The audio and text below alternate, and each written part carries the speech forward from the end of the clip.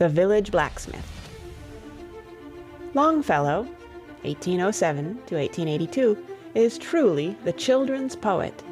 His poems are as simple, pathetic, artistic, and philosophical as if they were intended to tell the plain, everyday story of life to older people.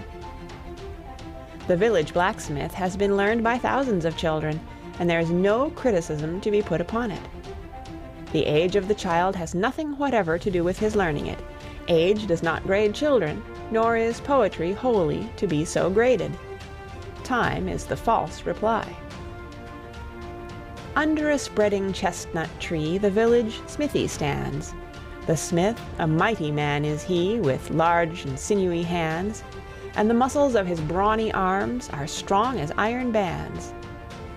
His hair is crisp and black and long, his face is like the tan. His brow is wet with honest sweat, he earns whate'er he can, and looks the whole world in the face, for he owes not any man. Week in, week out, from morn till night, you can hear his bellows blow. You can hear him swing his heavy sledge with measured beat and slow, like a sexton ringing the village bell when the evening sun is low. And children coming home from school look in at the open door. They love to see the flaming forge and hear the bellows roar, and catch the burning sparks that fly like chaff from a threshing floor.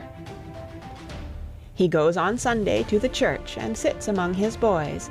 He hears the parson pray and preach. He hears his daughter's voice, singing in the village choir, and it makes his heart rejoice. It sounds to him like her mother's voice, singing in paradise. He needs must think of her once more, how in the grave she lies, and with his hard, rough hand he wipes a tear out of his eyes. Toiling, rejoicing, sorrowing, onward through life he goes. Each morning sees some task begin, each evening sees it close.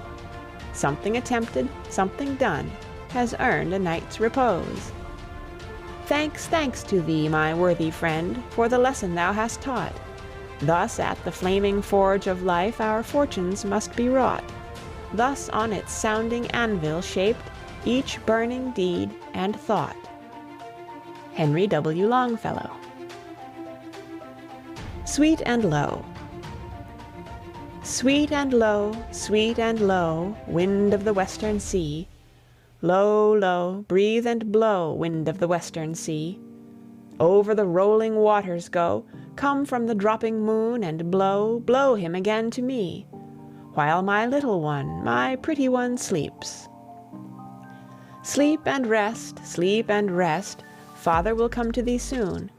Rest, rest on mother's breast, father will come to thee soon. Father will come to his babe in the nest, silver sails all out of the west, under the silver moon. Sleep, my little one, sleep, my pretty one, sleep. Alfred Tennyson. The Violet. The Violet by Jane Taylor, 1783 to 1824, is another of those dear old-fashioned poems, pure poetry and pure violet. It is included in this volume out of respect to my own love for it when I was a child. Down in a green and shady bed a modest violet grew. Its stalk was bent, it hung its head as if to hide from view. And yet it was a lovely flower, no colours bright and fair. It might have graced a rosy bower instead of hiding there.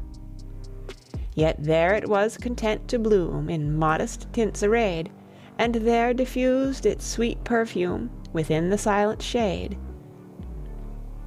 Then let me to the valley go, this pretty flower to see, that I may also learn to grow in sweet humility. Jane Taylor. The Rainbow, a fragment. The Rainbow by William Wordsworth, 1770 to 1850, accords with every child's feelings. It voices the spirit of all ages that would love to imagine it a bridge to heaven. My heart leaps up when I behold a rainbow in the sky.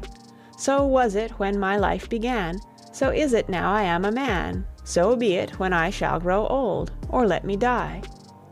The child is father of the man, and I could wish my days to be bound each to each by natural piety.